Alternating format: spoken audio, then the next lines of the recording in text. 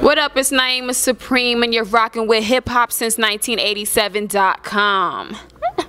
Hip-hop since 1987.com.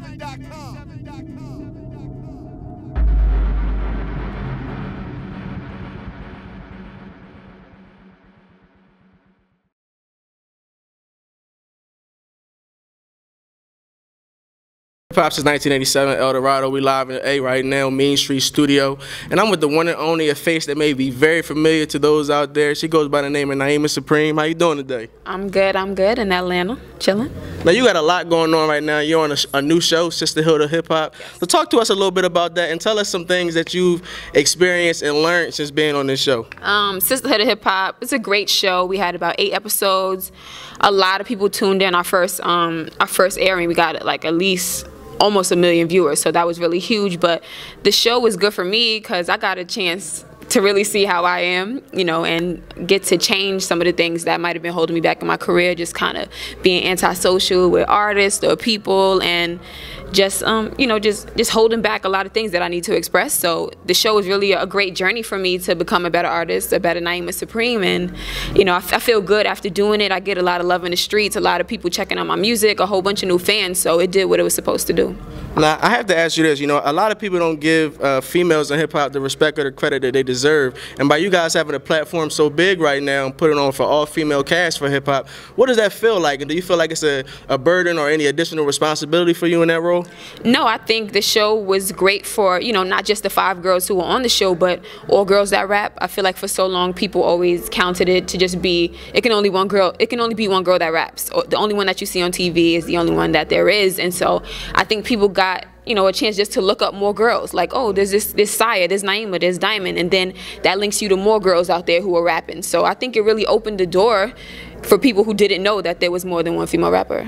Now I gotta ask, I also understand you do some work with Timbaland. Timbaland, Grammy-winning producer, been doing his things for a while. He's also worked with the likes of Aaliyah, Missy Elliot, so females that are big, and not just hip-hop, but music in general. So what has that experience been like, and what are you guys cooking up right now? Tim is a huge mentor for me. He is a huge, you know, female artist supporter, which he had his own Missy, Miss Jade tweet. He's really put a lot of female artists out there, and so just working with him, he's really just encouraging and just wants, you know, all the artists to be their own person and create something different. So he's never gonna give me what he gave somebody else, you know. But me and Tim are working. I got a song with him right now. We're just trying to, you know, put the last layers on it. But he kind of pushes me to think outside the box and, you know, just create something that all people can relate to. But shout out to Tim. He's doing his thing, and he definitely holds me down.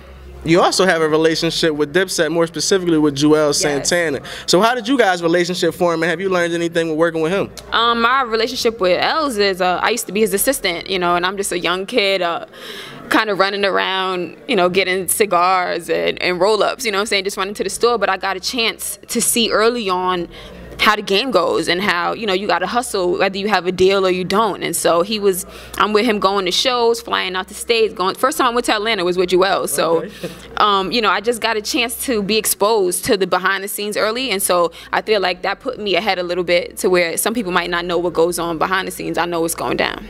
Now you've been blessed. We just mentioned, you know, some big names in hip-hop, Dip Set, Timbaland, you're on the big platform. Yeah. But I gotta ask, being from the New York area, when did you first fall in love with hip-hop? When did you know that this is something that you would want to do and something that you could take seriously?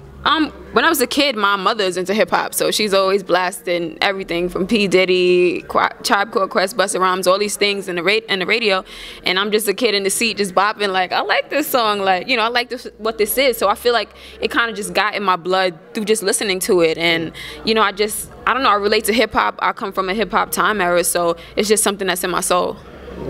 I like that a lot. Now, not only are you on a TV show, you're still constantly working. You're constantly in the booth, constantly in the studio. You have 2 songs out now. I want you to talk to us a little bit about those singles and tell us what else we can expect in the future. Okay. The single I got right now is called No Questions, featuring K-Camp. It's fire. A lot of people relate to it because it's kind of just like, fuck it, like, don't ask me no questions, stay out my business, like, I'm doing my work, don't bother me right now. So I think a lot of people just drive and vibe out to it, like, don't ask me no questions about nobody else. And the other song I have is called What It Tastes Like, which is a little freaky little sex song, which I hesitated doing songs like that as a female artist because I feel like it kind of puts you in a box of like, oh, she only rap about sex or she's only talk about this. So I was glad I got to put out a lot more of my rapping music before I put out something a little, you know, raunchy. But everybody's loving it from guys to girls. Make sure you check it out, What It Tastes Like, produced by Big Fruit. Shout out to Big Fruit. And, you know, it's something different from me, so you'll be surprised.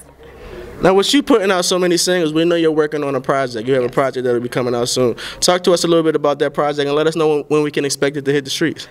Actually, yeah, that's why I'm down here in Atlanta. I'm just working, recording, getting with different producers, really just building the full Nyemiah Supreme sound. And I don't have a date yet, but expect something soon. I'm gonna shut it down. Are there any features or other producers that we can look forward to hearing on the project? Definitely. I don't have anything confirmed yet, but look out for it. As 2014 concludes, we know we'll continue to see you on the show. Yes. We know we can definitely check out your singles anywhere. You can check them out on Hip Hop Since 1987 immediately following this interview. Yes. You're in the A constantly working, but what else can we expect from you as the year concludes? More music, see my face everywhere. You know, I'm just outside. I'm ready to go. The show really put me in a great place to connect to people and just be, for me as an artist, you know, more open. So I'm ready to shut it down. If people want to stay in tune with your movement via social media, how can they go about doing so? Twitter.com, Nyemiah Supreme, Instagram, Nyemiah Supreme, which is NYEMIAH SUPREME, NyemiahSupreme.com, YouTube me, Google me, I'm everywhere. You know what it is, Hip Hop Since 1987. We live in the A Main Street studio with the one and only Miss Nyemiah Supreme. Make sure you stay tuned to Sisterhood of Hip-Hop to check out a lot more from this lady and also check out a lot more from her on hiphopsince1987.com.